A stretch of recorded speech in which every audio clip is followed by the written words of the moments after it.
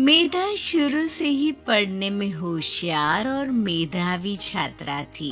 अच्छी पढ़ाई के बाद अच्छा कॉलेज सिलेक्शन और फिर बहुत अच्छी जॉब।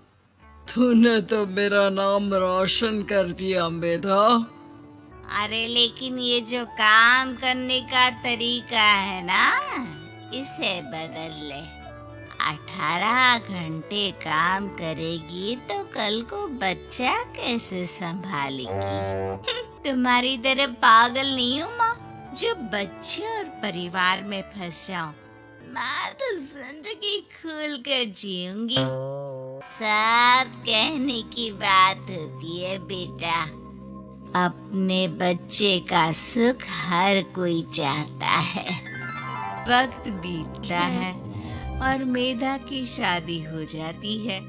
शादी के कुछ सालों में ही मेधा एक सुंदर से बेटे की माँ बन जाती है। अरे यार, मेरी मैटरनिटी लीव खत्म हो रही है, क्या करे? माँ भी नहीं आ सकती, कैसे मैनेज करूँ? ऐसा करते हैं, इसके लिए केयर टेकर रख लेते हैं, वो देखा करेगी इसे। मेधा को पति की बात जच जाती है और वो केयर टेकर की तलाश शुरू कर देती है।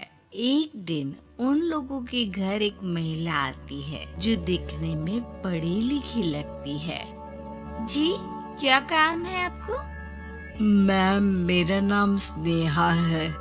आपका एड देखा केयर टेकर का, क्या मैं आपके यहाँ काम कर सकती हूँ?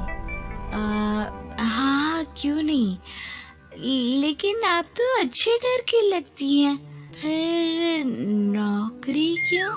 दरअसल मेरे ससुराल वालों ने मुझे घर से निकाल दिया क्योंकि मैं माँ नहीं बन सकती और माता पिता भी नहीं है इस दुनिया में। तो अरे अरे, कोई बात नहीं, तुम लक्ष्य को ही अपना बच्चा समझो और यहीं रहना, और किसी भी चीज की जरूरत हो ना तो बता देना। नेहा खुशी खुशी लक्ष्य को संभालने लगती है। रात को जब मेधा घर पर आती है, अरे क्या बात है स्नेहा, तुमने खाना नहीं खाया क्या? अरे दीदी, आपका बेटा टाइम दे तब ना। अरे तो जब वो सोता है तब खा लिया करो। तब तो मैं इसके पास ही बैठी रहती हूँ। कोई मच्छर या कीड़ा काट ले लक्ष्य को तो अब आप पकड़ो, मैं खाना खा लेती हूँ। स्नेहा वहाँ से चली जाती है। बहुत ही अच्छे से ख्याल रख रही है ये लक्ष्य का। मेधा, इतना तो शायद तुम भी ध्यान नहीं देती। मेधा को पति की बात बुरी तो लगती है, लेकिन कुछ नहीं कहती। धीरे धीरे स्नेहा मेधा और उसके पति के साथ बाहर भी जाने लगी। सुनो, स्नेहा को भी बाजार ले चलते हैं। वो क्या है ना, लक्ष्य को देख लेगी जब तक मैं शॉपिंग कर लूंगी। हाँ चलो। वैसे मैं चाह रहा था कि लक्ष्य को लेकर हम दोनों ही चलते। क्या यार, तुम तो फ्री में इमोशनल हो जाते हो। कितना देख लेंगे हम दोनों मिलकर, ले चलो उसे। कार से निकलकर मेधा और लक्ष्य रोड क्रॉस कर रहे थे कि सामने से कार आ जाती है। मेधा का ध्यान नहीं होता, लेकिन स्नेहा तुरंत लक्ष्य को मेधा से छीन लेती है। मेधा गिर जाती है और कार मेधा को छूकर निकलती है, जिससे मेधा को खून आ जाता है। पति मेधा को हाथ देकर उठाता है। स्नेहा लक्ष्य को लेकर गले लगाए रहती है। थैंक्स स्नेहा, मैंने तो ध्यान ही नहीं दिया था कि कार आ रही है। स्नेहा का गुस्सा मालकिन पर टूट पड़ता है। अरे कैसी माँ है आप! अगर आज कुछ लक्ष्य को हो जाता तो मैं आपको कभी माफ नहीं करती।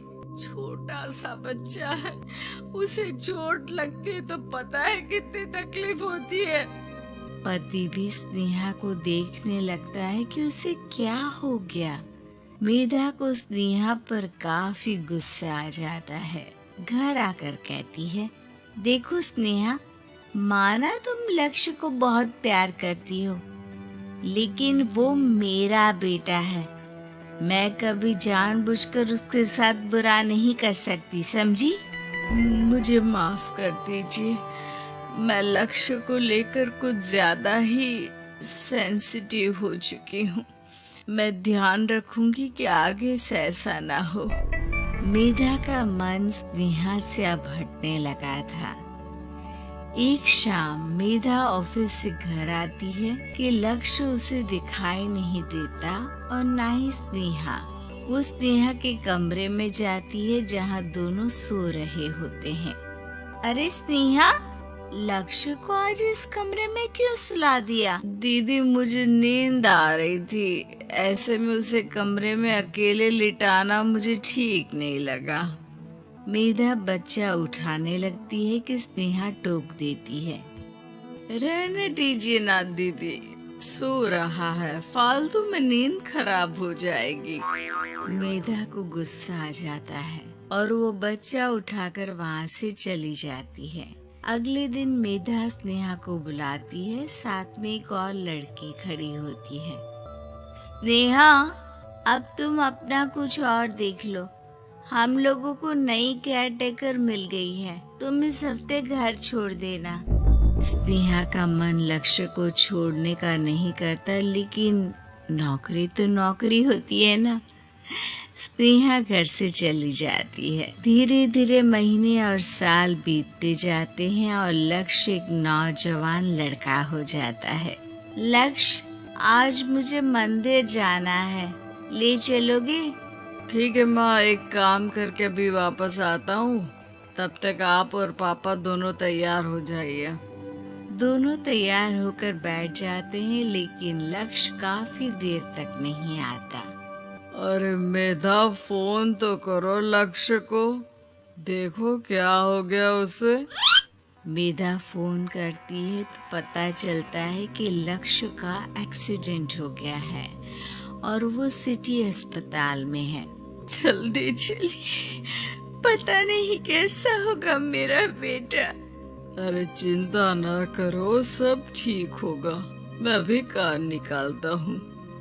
दोनों मियाँ बीवी अस्पताल पहुँचते हैं, जहाँ वो लोग देखते हैं कि लक्ष्य बिस्तर पर पड़ा होता है। एक महिला इन्हें यहाँ लेकर आई है, वो वहाँ बैठी है, लेकिन फिलहाल तो आप लोगों को इनके लिए किडनी का प्रबंध करना होगा।